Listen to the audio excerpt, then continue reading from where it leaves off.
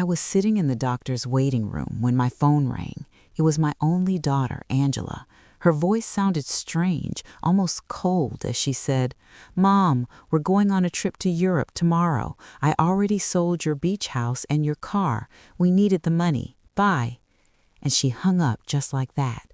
45 years raising her, sacrificing for her, and she discarded me like garbage. But I took a deep breath and smiled because there was something my dear daughter didn't know. My name is Antonia Brooks. I'm 71 years old, and until that moment, I thought I knew my daughter. I had become a widow 6 months ago. My husband, Robert, had passed away from a heart attack while we were eating breakfast, just as we had done every morning for 45 years. That morning, he had served me coffee with cream and toast. As always, he had kissed my forehead and said, "Good morning, my love." Those were his last words. Since then, Angela had been more present in my life, or so I believed. She came to visit 3 times a week. She helped me with the funeral arrangements and accompanied me to the grocery store. She even suggested I see a doctor for a general checkup. "Mom, you need to take better care of yourself now that you're alone," she'd say, with that smile I thought was love, but now I understood was for convenience. The beach house had been our sanctuary for years. Robert and I bought it when Angela was 15 with a lot of hard work and sacrifice. Every summer we'd go there, building memories, celebrating birthdays and Christmases. Angela would bring her boyfriends and later her husband Edward. I would cook for everyone, clean and do the laundry. It was our family tradition. I never thought she'd see it as just money. And the car, that old Ford pickup truck Robert cared for like his own child. He'd wash it every Sunday, change the oil religiously, and always park it in the same spot, under the shade of the tree. Angela knew what that truck meant to me. It was the last thing I had left of him. His scent still lingered on the seats. When she hung up, I stayed there on that uncomfortable green plastic chair, surrounded by other sick people, and for the first time in months, I didn't cry. Something strange happened inside me, a calm I hadn't felt since Robert's death, because in that moment I remembered something I had completely forgotten. 3 days before he died, Robert had handed me a manila envelope.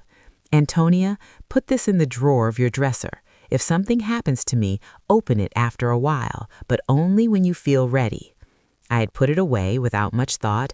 After the funeral, with so much grief and so many arrangements, I simply forgot. But there it was, waiting for me at home. The nurse called me to go into the office. The doctor examined me and said I was in good health for my age, that I just needed to rest more and eat better. I nodded and smiled, but my mind was elsewhere. I was thinking about that envelope, about the coldness in Angela's voice, and how Edward was probably behind all of it. He had never liked me. He always saw me as a nuisance. I left the office and walked slowly to the bus stop. I no longer had a car, according to Angela, but as I waited, I couldn't help but smile. There was something poetic about all of this. My daughter thought she had left me with nothing, but what she didn't know was that Robert, my dear Robert, had always been a man who planned ahead. The bus arrived and I sat by the window. I watched the city go by. The houses, the stores, people rushing everywhere, all with their own tragedies, their own secrets. I had my own too, and I was about to discover them. When I got home, I went straight to my room.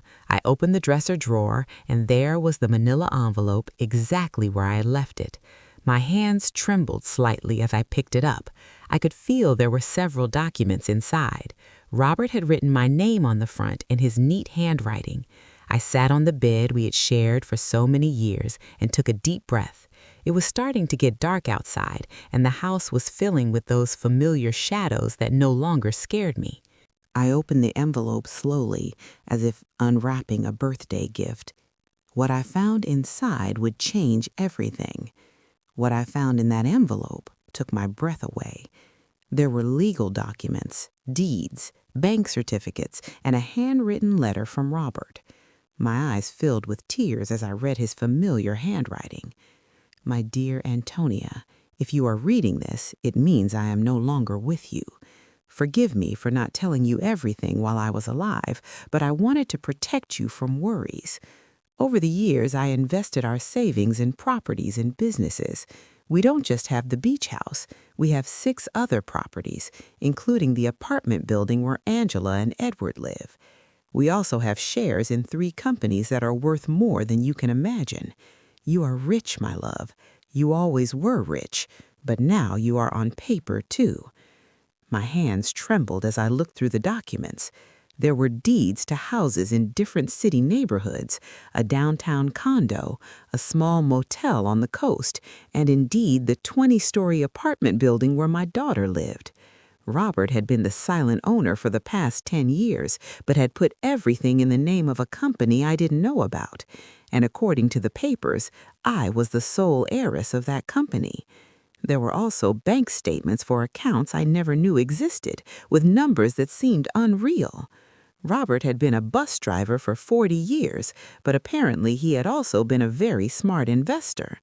Every penny we saved, every sacrifice we made, he had multiplied in silence, and I never knew anything.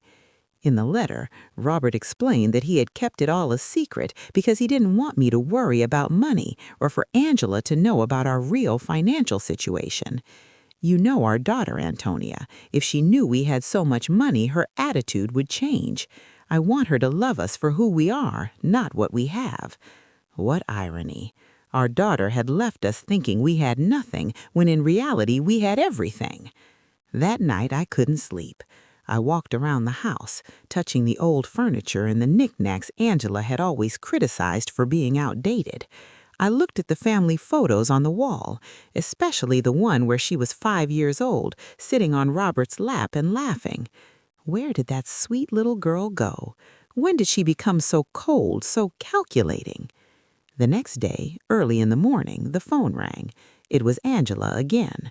Her voice sounded different, softer, but I had already learned to be wary of those shifts in tone. "Mom, how are you? I wanted to tell you we already transferred the money from the house and the par. We deposited your share into your account. It's not much, but it'll help you live for a few months while you're looking for something smaller." "My share?" I asked, keeping my voice calm. "Yes, Mom. We obviously weren't going to leave you with nothing. We gave you 30%. That's fair, right? We need the money for our investment in Europe. Edward has an incredible business opportunity over there." 30% of my own things. How generous. I see, honey. And when do you leave? This afternoon. Our bags are already packed. We'll be gone for at least 6 months, maybe more if the business goes well. But don't worry, Mom. When we get back, we'll help you find a small apartment, something that fits your needs. Fits my needs, as if she knew what my needs were.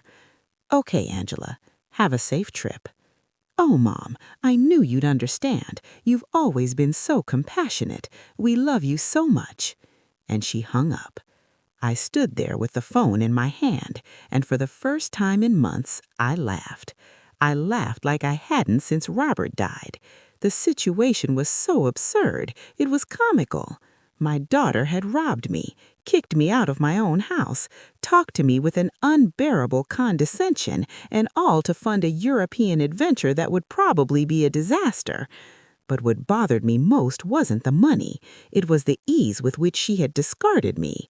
45 years of my life dedicated to her, of sacrifice, of unconditional love, and she had erased me from her life with a 2-minute phone call. That was what truly hurt. I checked my bank account online. Sure enough, they had deposited an amount that probably seemed generous to them, but to me was a mockery. They had sold the beach house for much less than it was worth, likely because they needed the cash quickly, and they had sold Robert's truck for a pittance. That afternoon, from my window, I watched Angela and Edward load their suitcases into a cab. He was carrying 2 huge suitcases. She had a very expensive-looking carry-on bag. I watched them laugh, kiss, and make plans. They looked like 2 teenagers excited for an adventure. They never looked toward my window, never said goodbye. When the cab drove away, I sat in the kitchen with a cup of tea and Robert's documents spread out on the table. I had to make some decisions. I could call a lawyer, reclaim my properties, and get everything they had taken. But something told me there was a better way to handle this, a more educational way. I called Mr. Peterson, the lawyer who had handled Robert's affairs. He had been at the funeral, had given me his condolences, and had told me to call if I ever needed anything. Well, now I needed him. "Mrs. Brooks, it's good to hear from you. How are you?" "I'm doing well, Mr. Peterson. I need to see you urgently. I found some documents from Robert that I don't quite understand." "Of course. You can come to my office tomorrow morning." "I'll be there." That night, for the first time in months, I slept soundly. I dreamed of Robert. He was sitting in his favorite chair, reading the newspaper just like every morning. And when he saw me, he smiled and said, "It's about time, my love. It's about time you stood up for yourself." I woke up with a strange feeling. It wasn't exactly happiness, but it wasn't the sadness I had felt for so many months. It was something like determination. For the first time since Robert's death, I had a clear purpose. I was going to get back what was mine, but not in the way Angela expected. The next day, I dressed with more care than usual. I put on my wine-colored dress, the one Robert always said made me look elegant. I fixed my hair and put on a little makeup. And when I looked in the mirror, I saw a woman I hadn't seen in a long time. I saw a woman, strong. Mr. Peterson's office was downtown. It was an old but elegant building with marble floors and large windows. He greeted me with a warm smile, but when I showed him the documents, his expression changed completely. "Mrs. Brooks, this is much more than I imagined. Robert was a very smart man. Look, according to these papers, you are the owner of—" "I know, Mr. Peterson. I've already reviewed them. What I need to know is what I can do legally." Mr. Peterson explained that everything was in order, that the documents were legitimate, and that I was the rightful owner of all those properties. He also confirmed something I had already suspected. The sale of the beach house was illegal because Angela had no right to sell it. "We can get the house back immediately, Mrs. Brooks, and we can also proceed with legal action against your daughter for fraud." "No, Mr. Peterson, I don't want to proceed with legal action. I want to do this another way.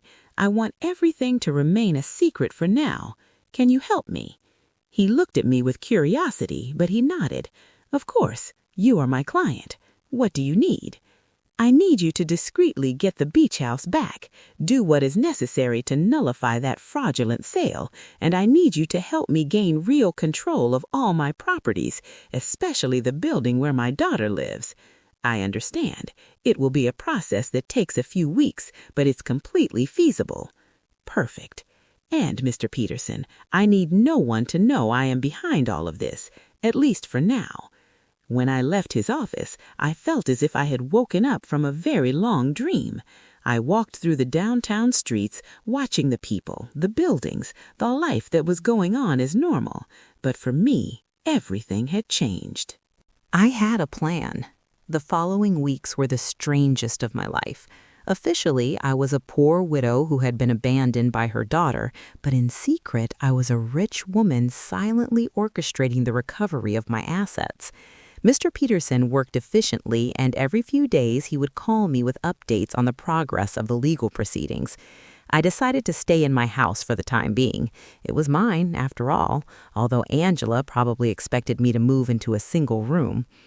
Every morning I would wake up, have breakfast at the same table where Robert and I had shared so many years, and then go for a walk in the neighborhood. The neighbors would greet me with that mix of pity and curiosity they reserved for recent widows.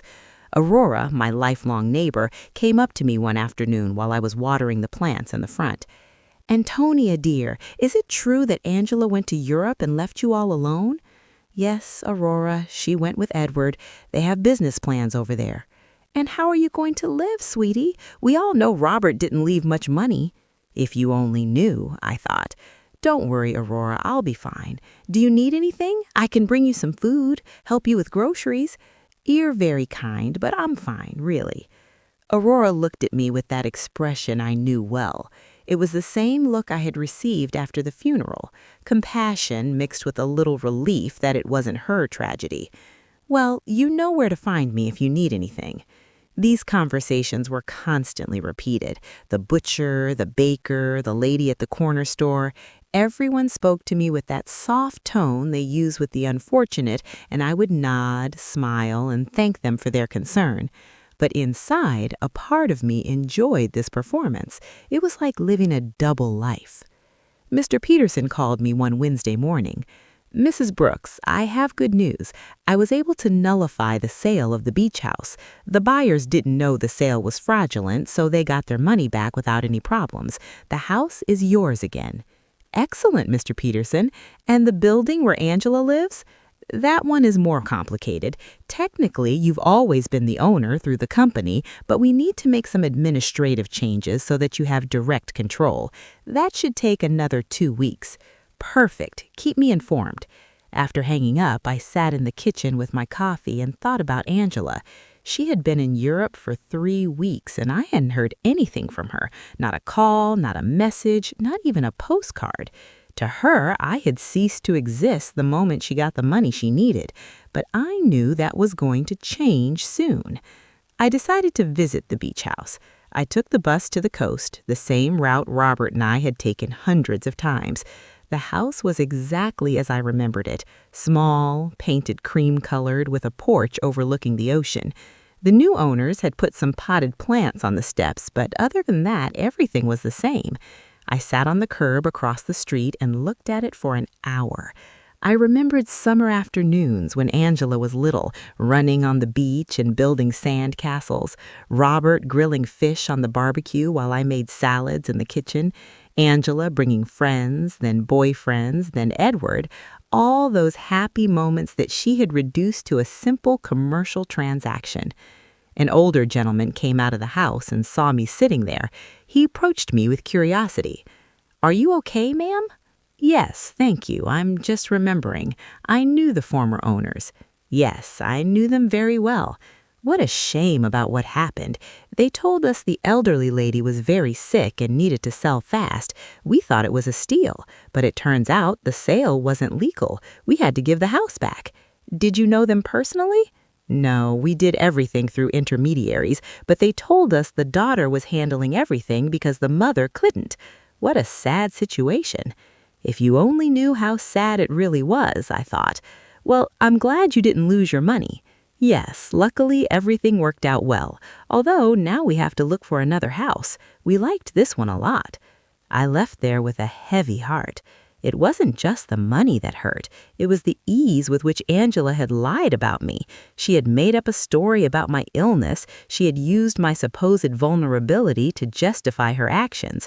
To her, I wasn't a person with feelings, but an obstacle that had to be removed. That night, I called Mr. Peterson again. "Mr. Peterson, I need you to help me with something else. I want to get Robert's truck back, too." "That will be more difficult, Mrs. Brooks. The truck was in your name, but your daughter had a power of attorney that allowed her to sell it. How is that possible?" "Apparently, you signed that power of attorney a few months ago after your husband's death. Don't you remember?" There it was, the moment Angela had started planning all of this. I vaguely remembered signing some papers she had brought to me, telling me they were to facilitate the funeral and inheritance arrangements. I had been so confused by grief that I signed without reading. How naive I had been. "I understand, Mr. Peterson. Is there any way to get it back?" "We can try, but it will be more complicated. We would need to prove that you signed that power of attorney under deception or coercion." "Let's do it. I want to get back everything they took from me." Over the next few weeks, I developed a strange routine. In the mornings, I was the poor widow everyone knew. I would go out to buy necessities, talk to the neighbors, and keep up appearances. But in the afternoons, I became a businesswoman. I would study Robert's documents, talk to Mr. Peterson, and plan my next move.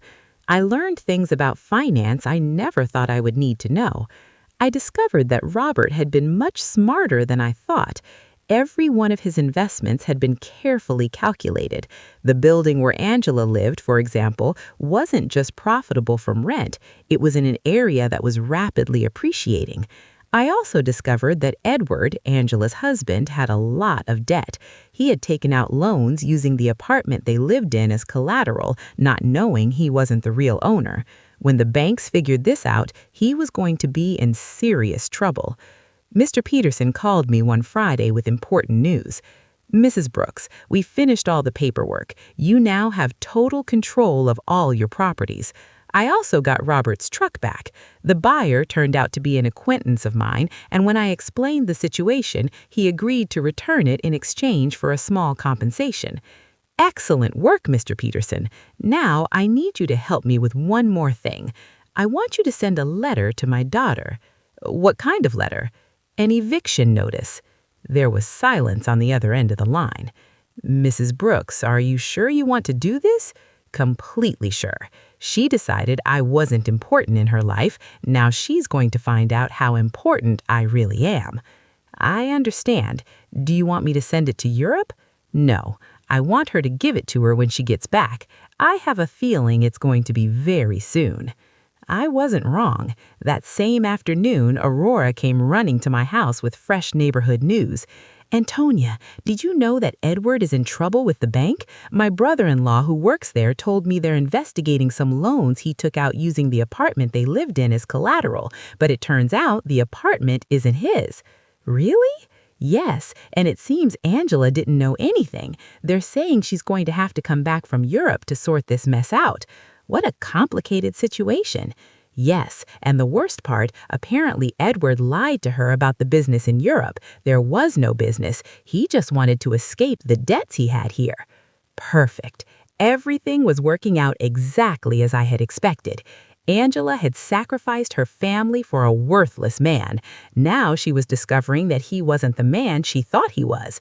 That night, I sat on the porch with a cup of tea and looked at the stars. Robert used to say that the stars were the souls of people who had lived a full life watching over their families from the sky. If that was true, then he was up there watching his plan unfold perfectly. "Thank you, my love," I said to the sky. "Thank you for taking care of me even after your death." The next day, Mr. Peterson called me early. "Mrs. Brooks, I have some news. Your daughter just arrived in the country. She's at the airport alone." "Alone?" "Yes, apparently Edward stayed in Europe. There are rumors they had a very big fight." "I see. Did you send the letter?" "I'm going to send it today. She should receive it tomorrow." I hung up the phone and stood there in the kitchen, feeling a mix of nervousness and anticipation. After so many weeks of silent planning, the moment for the first real move had finally arrived. Angela was about to discover that her mother was not the defenseless victim she believed. Angela arrived at her apartment on Tuesday night. I knew this because Aurora, who seemed to have informants throughout the neighborhood, came to tell me the next day. "Antonia, your daughter came back last night. I saw her go in with one suitcase, but she looked terrible, pale, with dark circles under her eyes, as if she had been crying the whole flight, alone, completely alone. And something strange, Antonia, when the doorman asked her for the keys, she didn't have them. She had to ask the superintendent to let her in with the emergency copy." Interesting. Edward had the keys, which meant he had probably decided not to come back. Or maybe Angela had discovered something about him and had fled. In any case, my daughter was back, and very soon she would receive my little welcome gift. Mr. Peterson called me that same afternoon. "Mrs. Brooks, the letter was delivered an hour ago. The doorman confirmed that your daughter received it in person." Perfect. How long did we give her? 30 days to vacate the apartment as per legal standards. But Mrs. Brooks, are you sure you want to do this? She is your daughter after all. "Mr. Peterson, my daughter kicked me out of my own house with a 2-minute phone call. She sold my things without asking. She treated me like garbage. Now she's going to learn that actions have consequences." I understand. I just wanted to make sure you had considered all the implications. I have considered them, Mr. Peterson, all of them. That night, I couldn't sleep. I stayed awake imagining Angela's face when she read the letter. The initial confusion, then the disbelief, then the panic. She would probably think it was a mistake, that someone was trying to scam her. But when she called to verify, she would discover that everything was completely legal. The next day, as if she had been waiting for my call, the phone rang at 8 in the morning. It was Angela, and her voice sounded desperate. "Mom, Mom, I need to talk to you urgently." "Good morning, honey. How was Europe?" "Mom, I don't have time for that right now. I received a very strange letter yesterday. It says I have to vacate my apartment in 30 days. It must be a mistake, right? Do you know anything about this?" "An eviction notice? How strange. From whom?" "From a company I've never heard of. It's called, wait, let me find the letter, Robert Investments, Inc. Do you know this company?" Robert had used his own name for the company. How poetic. "No, honey, I've never heard that name. Are you sure the letter is legitimate?" "That's what I want to find out. Mom, I need you to help me. I don't know what to do. Edward left me in Europe. He ran off with another woman, and now I come back to this. I don't understand what's happening." There was the confirmation. Edward had abandoned her, probably when the money ran out or when he realized that the legal problems at home were more serious than he thought. Poor Angela. She had sacrificed her family for a worthless man. "I'm so sorry, honey. Where are you now?" "I'm in the apartment, but I don't know for how long. Mom, can I come see you? I need to talk to someone. I don't have anyone else." The irony was perfect. Now that she was left without the man for whom she had abandoned me, she remembered she had a mother. Of course, honey. Come over whenever you want. I'm on my way. I hung up the phone and looked at myself in the mirror. I had to be perfect for this performance. I put on my most conservative gray dress, tied my hair in a simple bun, and practiced my expression of a worried but resigned mother. When Angela arrived, she would see exactly what she expected to see, a poor, vulnerable widow who had been abandoned by her own daughter. Angela arrived an hour later. When I opened the door, I was surprised at how bad she looked. She had lost weight, had deep circles under her eyes, and her expensive clothes looked wrinkled and unkempt. Her eyes were red from crying. "Mom," she said, and for a moment I thought she was going to hug me, but she stopped as if she suddenly remembered how things had ended between us. "Come in, honey. Do you want some coffee?" "Yes, please." We sat in the kitchen at the same table where I had read Robert's documents weeks ago. Angela looked small in that chair, lost, just like when she was a child and came to tell me about her school problems. "Mom, I'm so sorry for the way I left. I know I didn't treat you well." "It's in the past, honey." "No, it's not. I treated you badly. I said horrible things, and now—" her voice broke. "Now I have no one." "What happened with Edward?" "He left with a 25-year-old hotel waitress in Paris. It turns out there was never any business in Europe. It was all a lie. He just wanted to escape the debts he had here and use the money from the sale of your house to fund his adventure." "All the debts?" "Yes, Mom, so many debts. It seems he had been taking out loans for years, using the apartment we lived in as collateral. But now I find out he wasn't the owner of the apartment. How is that possible?" Here was my opportunity. "I don't know, honey. Property matters are very complicated. The problem is that now the banks are coming after me for his debts. They say since we were married, I'm also responsible. And on top of that, this eviction notice. Mom, I don't know what to do. I don't have money. I don't have a job. I don't have anywhere to live." She started to cry. Real tears of genuine desperation, and for a moment my mother's heart softened. I wanted to hug her, console her, tell her everything would be okay. But then I remembered the coldness in her voice when she called me from the doctor's office, the ease with which she had discarded me, the way she had talked to me as if I were a burden. "Did you talk to a lawyer about the letter?" "I don't have money for a lawyer, Mom. We spent all the money in Europe. Edward took what little was left when he ran off with that woman." "So what are you going to do?" "I don't know. I thought maybe I could stay with you for a while, just until I find a job and can get a small place to live." There was the question I had been waiting for. After kicking me out of my own house, after selling my things, after treating me like garbage, she now wanted me to rescue her. She wanted the poor widow she had created to save her from the consequences of her own actions. "Of course, honey, this will always be your home." Angela looked at me with surprise, as if she hadn't expected it to be so easy. "Really, Mom? After everything that happened?" "You are my daughter, Angela. That will never change." She got up, and this time she hugged me. It was a desperate hug from someone drowning and clinging to the only thing they can find. I hugged her back too, but not with the unconditional love from before. Now there was calculation in my embrace, strategy. "Thank you, Mom. I promise I'll find a job soon. I won't be a burden." "Don't worry about that now. Rest, recover, and then we'll see what your options are." Angela left that afternoon to get some things from her apartment. I stayed in the kitchen thinking about how easy it had been. She had come to me exactly as I had planned, broken, desperate, with no options, and best of all, she suspected nothing. To her, I was still the poor, abandoned mother who needed her compassion. But this was only the first part of my plan. Having her live with me would give me the perfect opportunity for the next phase.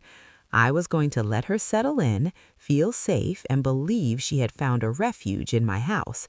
And then, when she least expected it, I was going to teach her the difference between being poor by choice and being poor by consequence. That night, I called Mr. Peterson. "Mr. Peterson, I need you to do something else for me." "Tell me, Mrs. Brooks."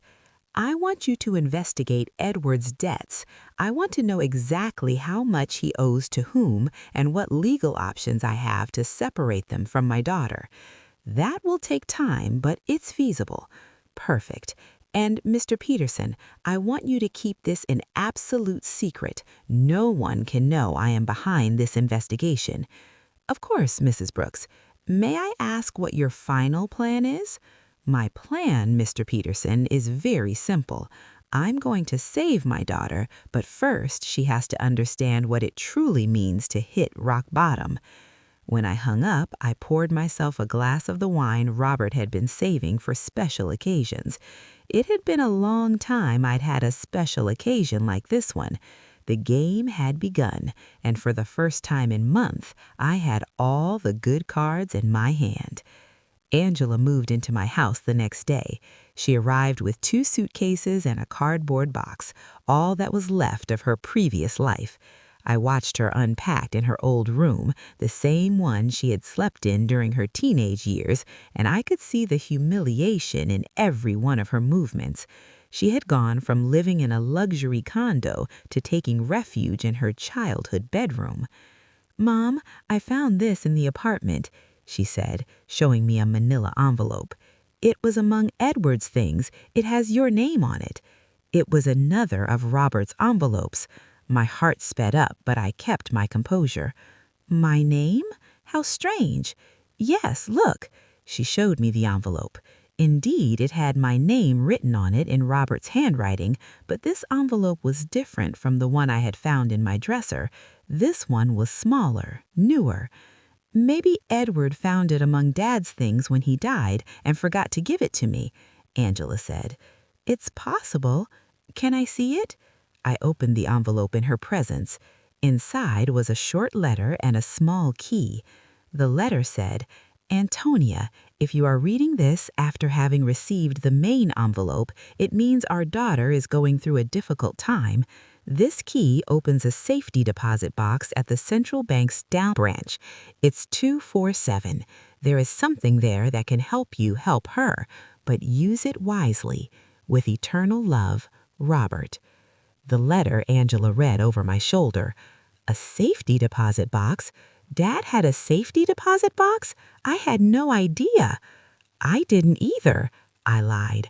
"Your father never told me about this. Do you think we should go see what's in there?" "I don't know, honey.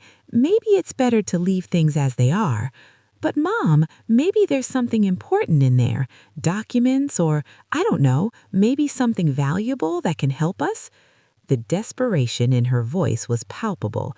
Angela was clinging to any possibility of finding a way out of her situation, and I was going to let her cling a little longer before I showed her the complete reality.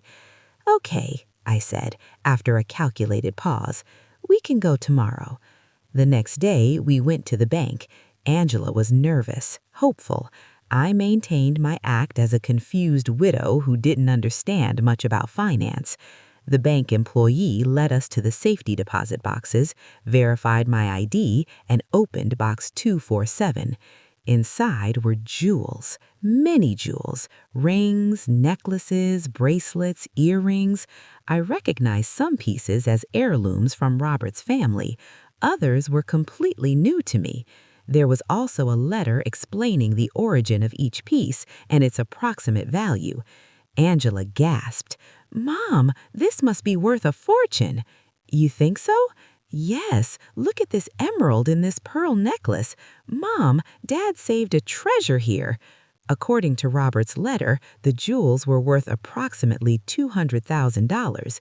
It was a significant amount, but it was nothing compared to the rest of my assets. It was like finding a few coins under the sofa when you have $1 million in the bank. "What do we do with this, Mom?" "I don't know, honey. They're family memories."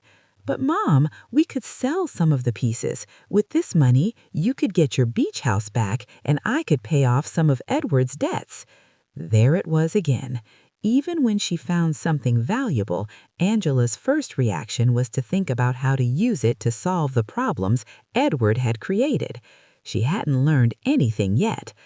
"Are you sure you want to use your father's inheritance to pay Edward's debts?"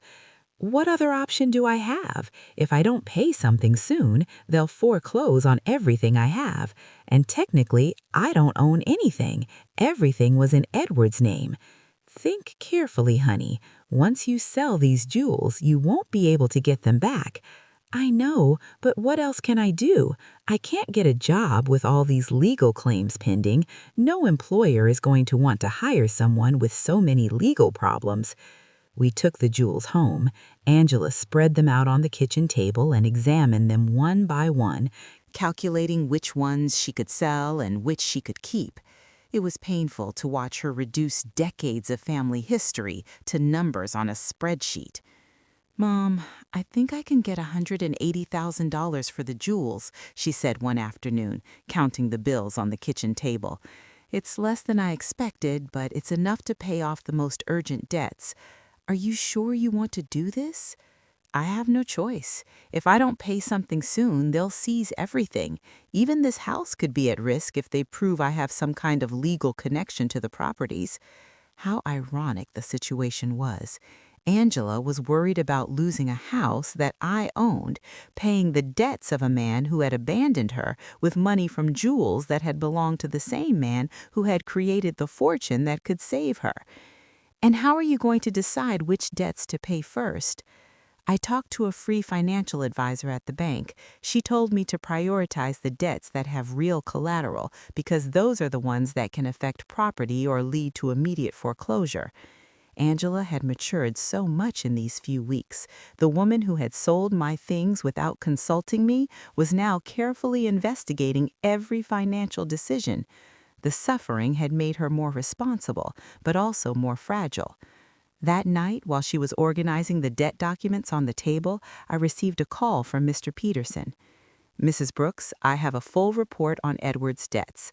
The situation is worse than I thought." "How much worse?" He owes over $200,000 to several banks and also has debts with private lenders. What's more concerning is that he used falsified documents with your daughter's signature for some of these loans. That means Angela is legally responsible. It's complicated.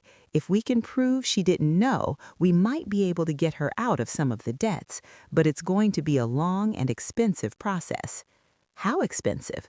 For a good lawyer specializing in these types of cases, probably $50,000, and there's no guarantee of success. I understand. And what if she just pays the debts? If she has the money, that would be the fastest solution, but I doubt she has access to that amount. Mr. Peterson, I want you to prepare all the necessary documents to get my daughter out of these debts, but don't tell her anything yet. You're going to pay, Mrs. Brooks?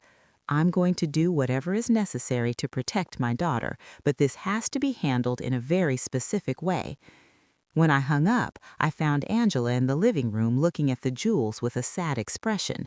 She looked lost, like a child who had broken her favorite toy and didn't know how to fix it. What are you thinking about, honey? About Dad? About how disappointed he would be in me if he could see what I did with my life?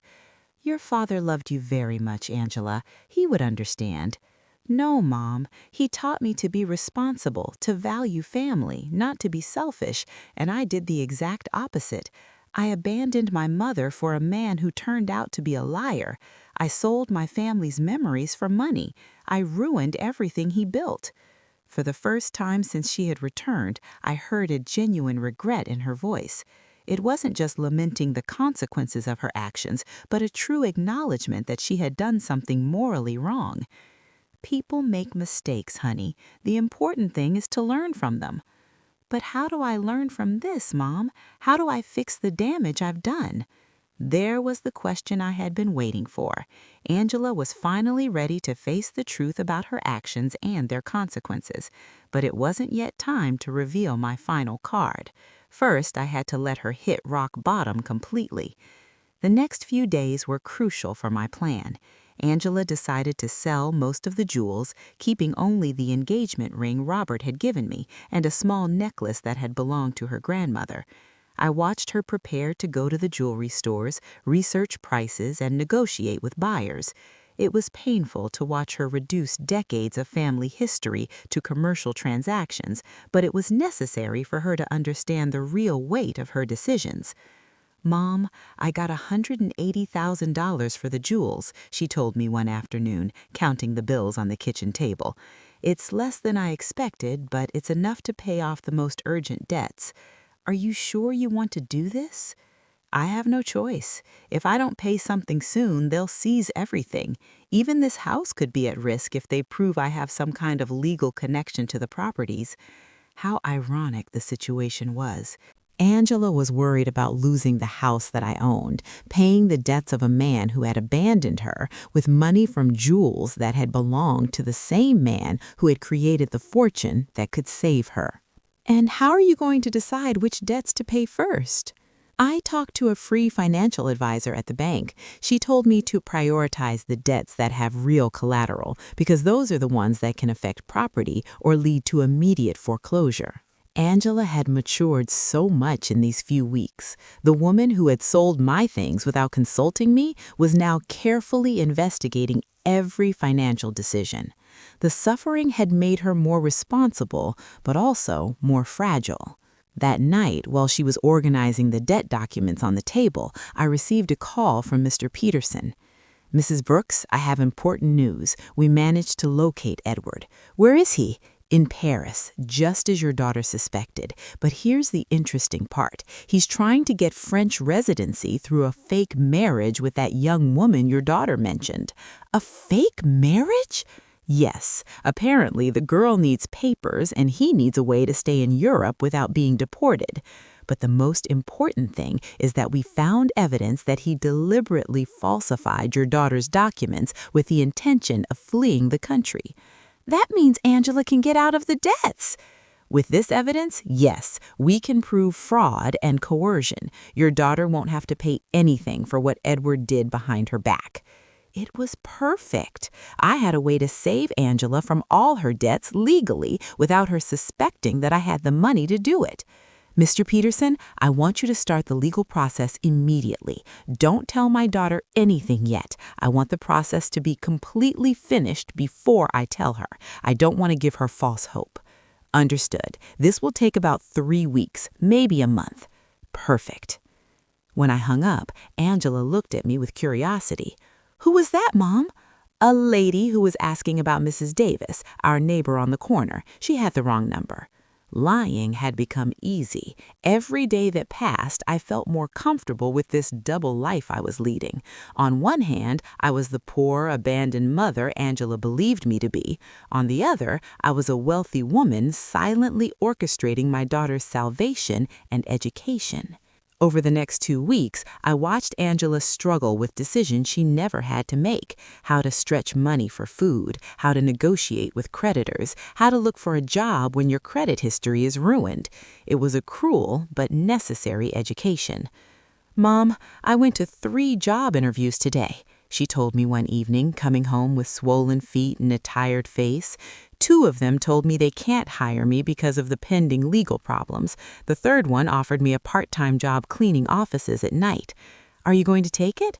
I have no choice. It pays very little, but it's better than nothing, and I can work at night so I can keep looking for something better during the day.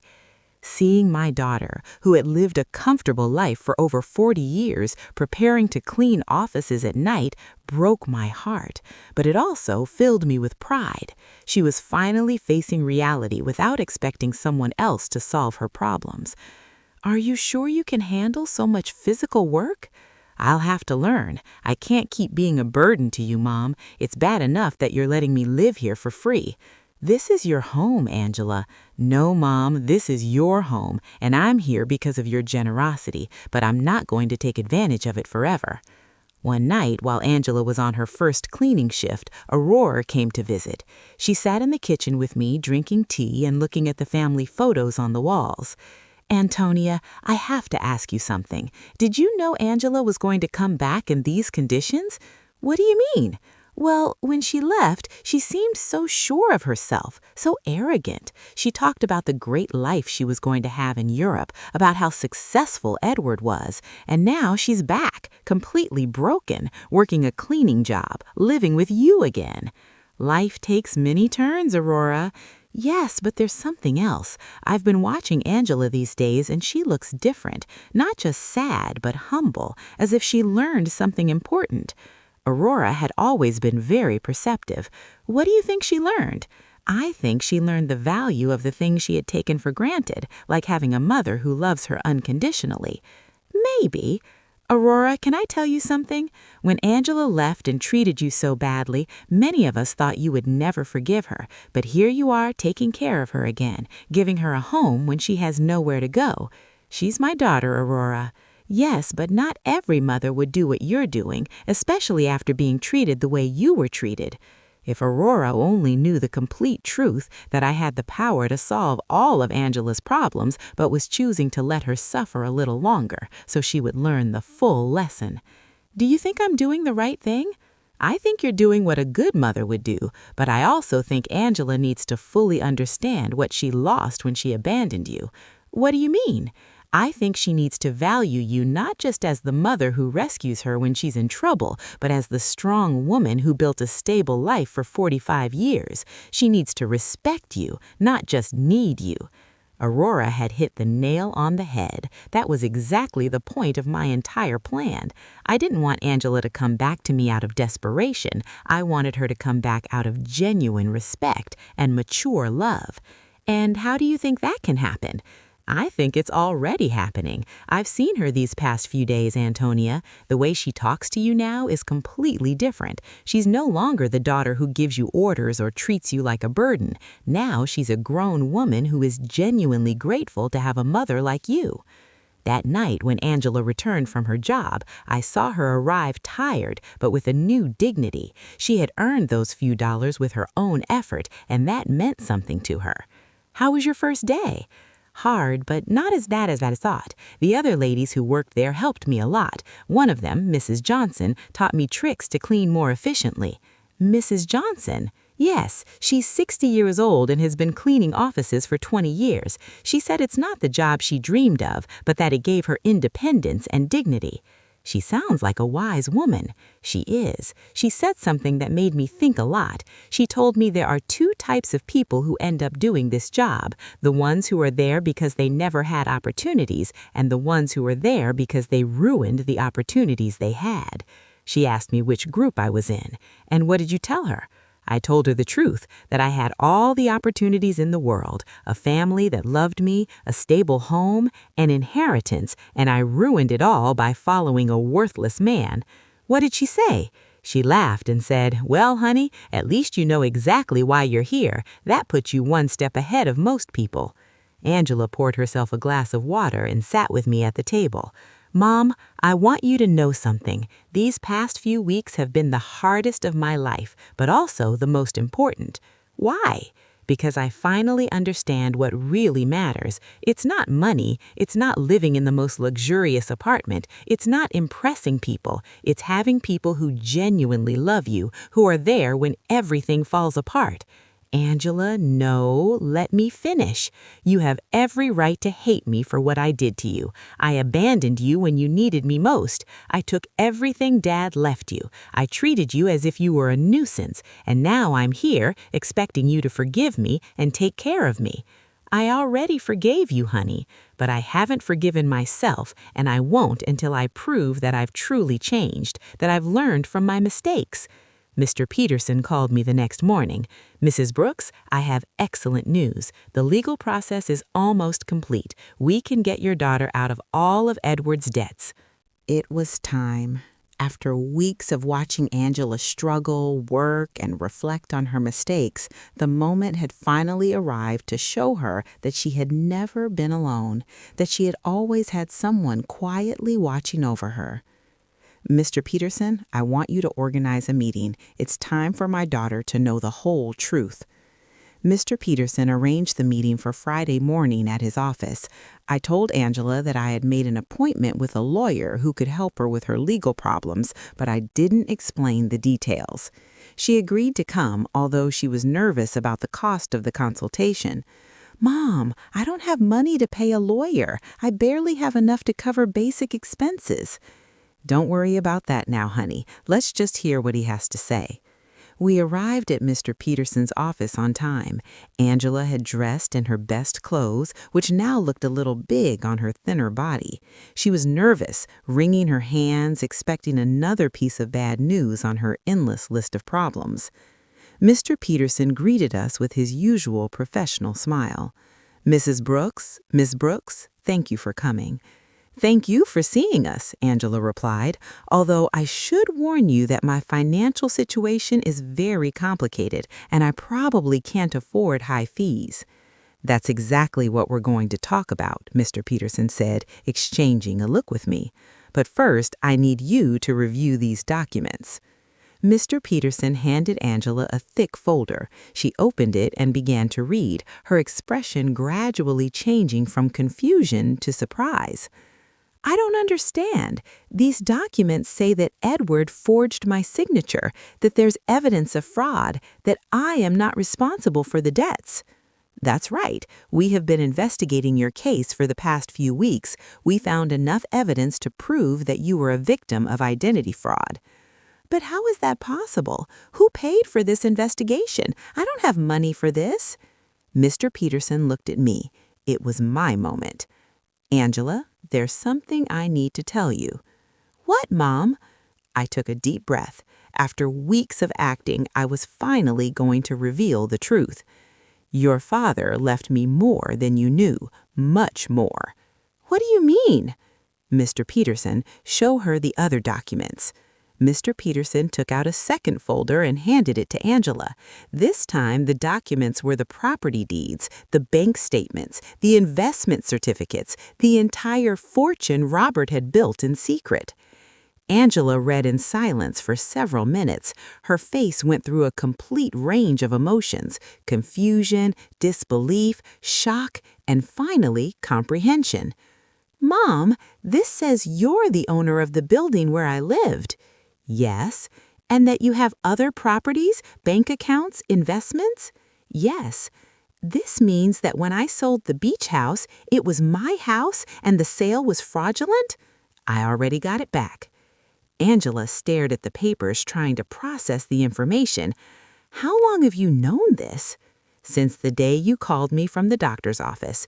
You knew all this when I came back from Europe asking for help? Yes. You knew you could solve all my problems when you saw me crying every night? Yes. There was a long, tense silence. Angela closed the folders and looked directly into my eyes. Why, Mom? Why did you let me suffer when you could have helped me? This was the question I had been waiting for weeks. Because you needed to learn something you couldn't learn any other way. What? You needed to learn the value of the things you had lost, the value of family, of respect, of responsibility.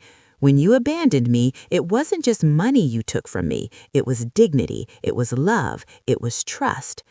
Angela started to cry, but they weren't tears of self-pity like the ones she had shed during these weeks. They were deep understanding. I abandoned you when you needed me most. Yes. I treated you like garbage. Yes. And you saved me anyway. Yes, but not in the way you expected. I didn't save you by giving you money so you could keep making the same mistakes. I saved you by letting you hit rock bottom so you could learn to save yourself. Mr. Peterson discreetly intervened. Miss Brooks, your mother has paid all the legal expenses to free you from Edward's debts. She has also recovered all the properties that were sold fraudulently. You are completely free of legal problems. And the cleaning job I got? You can quit if you want, I said, but I hope you don't. Why? Because that job is teaching you something you never learned when everything was easy. It's teaching you the value of your own effort, the dignity of honest work, the importance of valuing every dollar you earn. Angela wiped her tears and looked at me with an expression I hadn't seen in years. It wasn't the look of a daughter who needs her mother, but the look of a grown woman who respects another woman. Do you forgive me, Mom? I forgave you a long time ago, honey.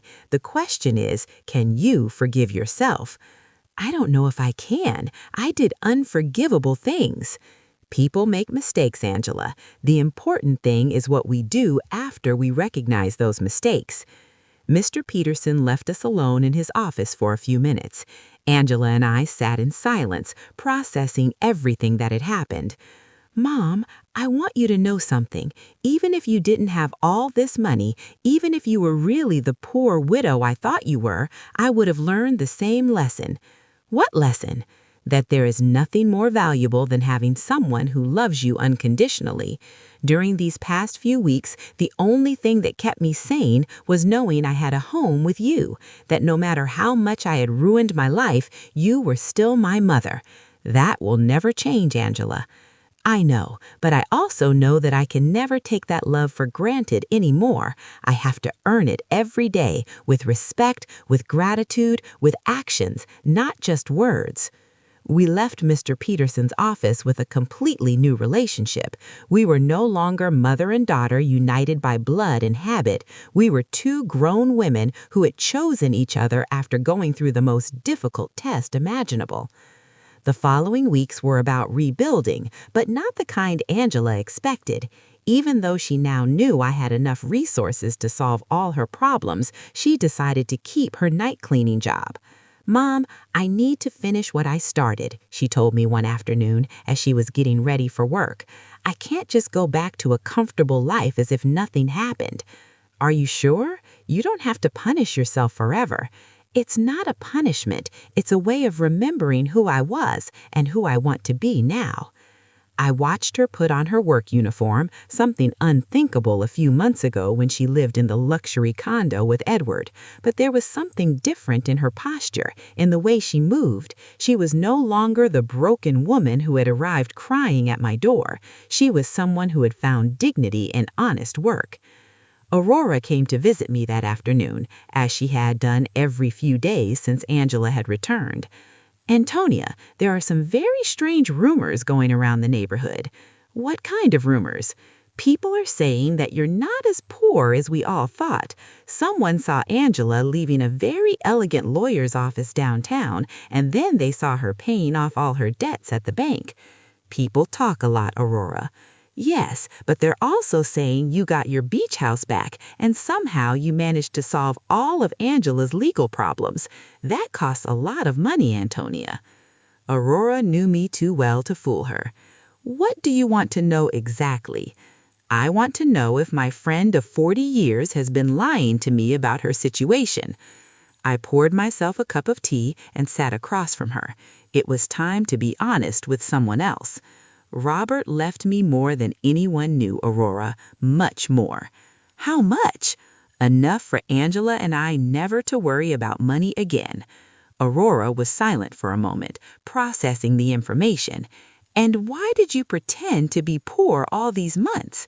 Because I needed Angela to learn something she couldn't learn any other way. I told her the whole story. Angela's cruel phone call, my plan of silent revenge, the weeks of watching her hit rock bottom, and finally the revelation in Mr. Peterson's office. Antonia, that is brilliant and terrible at the same time. Terrible, yes, because you let your own daughter suffer when you could have helped her immediately, but also brilliant because I understand why you did it. You do? Yes, Angela needed to learn the value of the things she had lost. If you had simply given her money to solve her problems, she would have learned that there's always someone who will rescue her from the consequences of her bad decisions. Exactly. But Antonia, didn't it hurt you to see her suffer?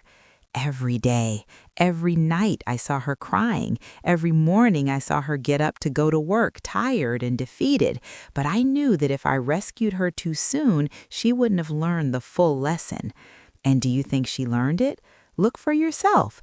Angela knows that she now has access to enough money to live comfortably, but she chose to keep her job. She knows she can move to a better place, but she decided to stay here with me.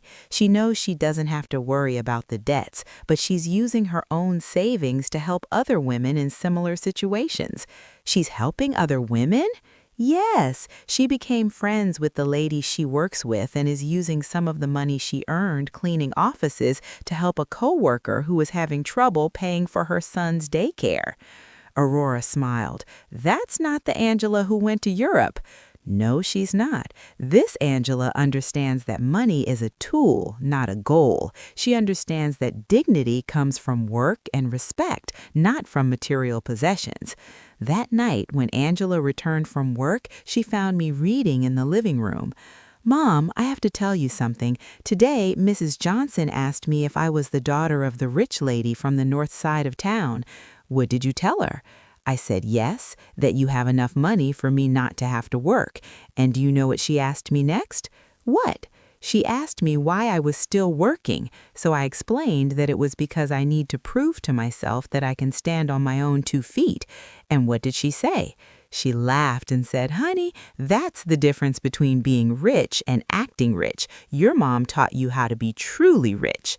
Mrs. Johnson is very wise. She is, and she made me understand something important. It's not about the money you have, but about how you use it and how you relate to it. Angela sat down with me on the sofa. Mom, I want you to know that I've made a decision. I'm going to keep living here with you, but not as a daughter who has come back home to her parents. I want to stay here as a grown woman who chooses to share her life with her mother. What's the difference?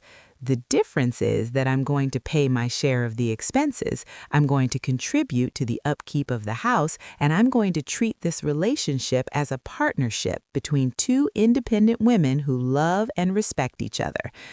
Angela, you don't need to. Yes, I do. Mom, I need our relationship to be different from what it was before. Before, I was a daughter who took her mother's love and care for granted.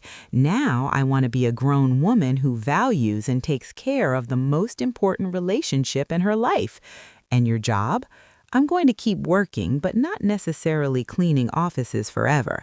I want to go back to school. I want to prepare myself to do something more meaningful with my life, but I want to do it step by step, earning every opportunity. Do you have any idea what you want to study?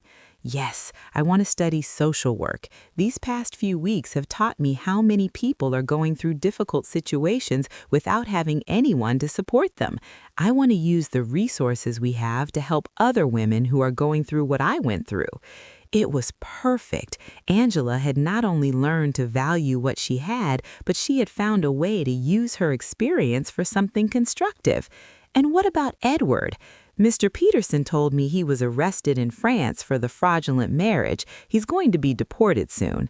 But honestly, Mom, I don't care anymore. That part of my life is over. You don't feel any resentment? No, Edward did me a favor without even knowing it. If he hadn't abandoned and betrayed me, I never would have hit rock bottom. And if I had never hit rock bottom, I never would have learned to truly value what I have. That night, for the first time in months, I went to bed completely at peace. My plan had worked perfectly. Angela had not only learned the lessons she needed to learn, but she had emerged from the experience as a stronger, wiser, and more compassionate person. Robert would have been so proud. 6 months later, our life had found a new balance that neither of us could have imagined before. Angela finished her social work studies with excellent grades, and I decided to use some of my resources to establish a foundation to help women in situations of domestic violence and financial abandonment. Mom, the letter from the university arrived, Angela said one morning, coming into the kitchen with an envelope in her hands. I was accepted into the master's program. I start next semester. But Mom, I want you to know I'm going to pay for it with my own savings. I've been saving money from my job at the city. The salary isn't high, but she had learned to live with the essentials and to value every dollar she earned. Are you sure? We can easily afford the master's program. I know, but I need to do it on my own. It's part of who I am now. Aurora came to visit that afternoon, as she had done every Friday for the past few months. She had become a confidant to both of us, watching our transformation with fascination. Antonia, I have to confess something, she said, pouring herself a second cup of tea. At first, I thought you were very cruel to Angela. And what do you think now? Now I think you are the wisest mother I've ever known. Look at your daughter. Really, look at her. It was true. The Angela who was in the living room studying for her exams was completely different from the one who had left for Europe months ago. This Angela had a serenity that came from within, a confidence that was based on her own achievements, not on material possessions. Did you know I saw Angela at the grocery store yesterday buying vegetables for a family she's helping with her job? She hadn't told me, and when I asked her why she was using her own money instead of the government budget, she told me that some things can't be measured in official budgets. That night, Angela and I had dinner on the porch, which had become a tradition. It was our time to talk about the day, plan for the future, and simply enjoy each other's company. Mom, I received a very strange letter today. From whom? From Edward? My muscles tensed. Edward? He wrote to you? From where? From prison in France. Apparently, he was sentenced to 2 years for marriage fraud. In the letter, he says he regrets everything he did and wants to ask for my forgiveness. And how do you feel about it? Honestly, I don't feel anything. No anger, no sadness, no desire for revenge. It's as if that part of my life happened decades ago, not months ago. Are you going to write back? No, not because I hate him, but because there's nothing to say. That Angela who married him no longer exists. This Angela has nothing to talk to him about. I was impressed with the maturity in her voice. The woman sitting across from me had developed an inner strength that came from hitting rock bottom and getting up on her own. Do you know what this whole experience taught me, Mom? What? That true love isn't the one that tells you what you want to hear. True love is the one that teaches you what you need to learn, even when it hurts. It's a difficult lesson to learn, but it's a necessary one. Edward told me what I wanted to hear. He made me feel special. He convinced me that I deserved a life of luxury without effort. You taught me that true wealth comes from hard work, respect, and genuine relationships. That night, after Angela went to her room to study, I sat on the porch alone, looking at the stars and thinking about Robert. I had promised him I would take care of our daughter, and I finally felt I had fulfilled that promise in the right way. I hadn't taken care of her by giving her money when she needed it. I had taken care of her by teaching her to take care of herself. I hadn't saved her by solving her problems. I had saved her by allowing her to learn to solve them on her own. The next day was Sunday, and we had planned to visit the beach house together for the first time since I had gotten it back. Angela hadn't wanted to go, saying she needed time to process everything that had happened. "Are you ready?" I asked her as we got into the truck. "I think so." The trip was silent but comfortable. When we arrived, Angela stood for a moment in the truck looking at the house where we had spent so many family summers. "It looks exactly the same," she said finally. "Some things don't change, but others do. I am not the same person who sold this house."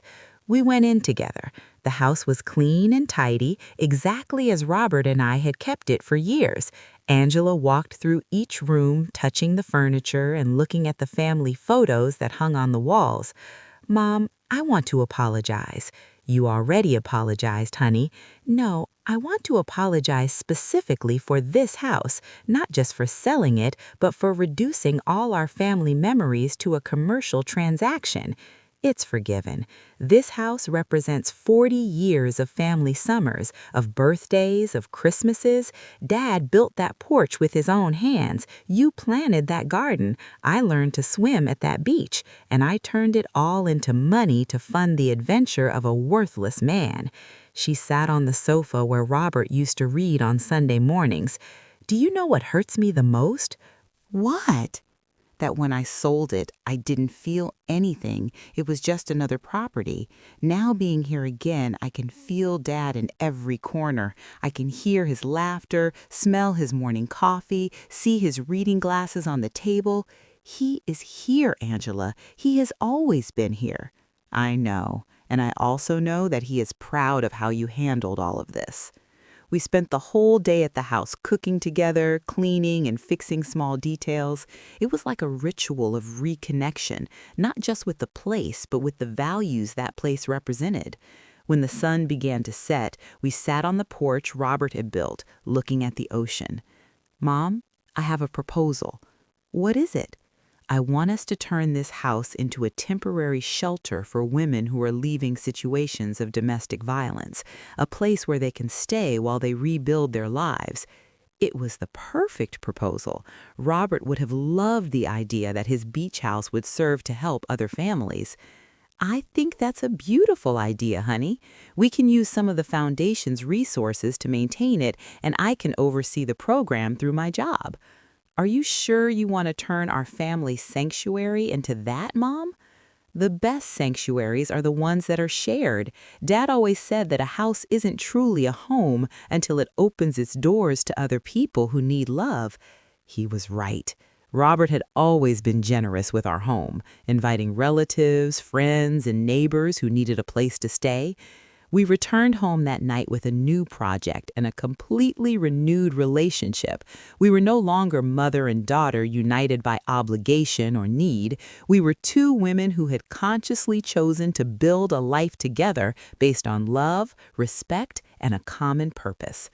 That night, before falling asleep, I spoke to Robert in silence.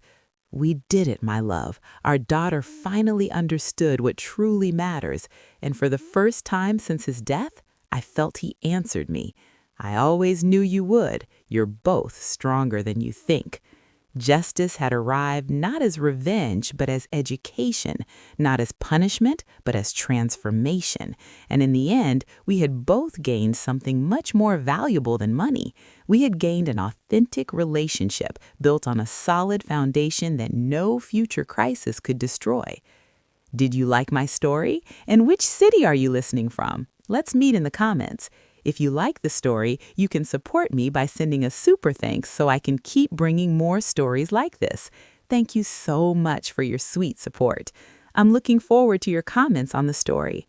On the screen, you can see 2 new life stories that I highly recommend. There's so much more on my channel. Don't forget to subscribe. See you in the next life story. With love and respect.